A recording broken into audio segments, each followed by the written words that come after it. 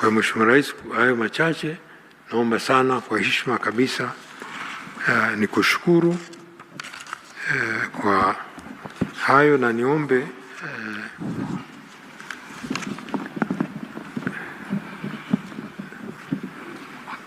muda mwafaka kwa kuwasilisha. Haya, tumpongeze mheshimiwa. Sasa niwaombe kwa heshima na taadhima waheshimiwa viongozi tukae, kwa sababu kuna kamera ziko kule nyuma. Tukae. Okay. Mheshimiwa Rais, kwa heshima kubwa naomba sasa ni ukabidhi ripoti ya tume na viambanisho vyake kama ifuatavyo.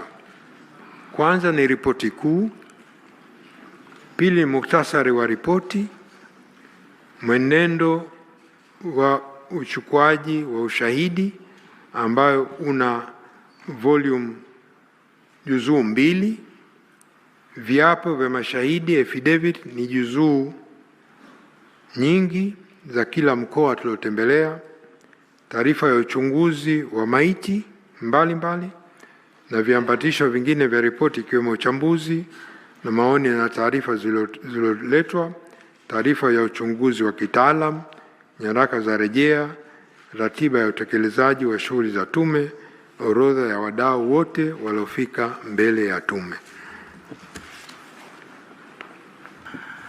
Naam, mwenyekiti, sasa nakuja kumkabidhi Mheshimiwa Rais wa Jamhuri ya Muungano wa Tanzania. Makofi mengi.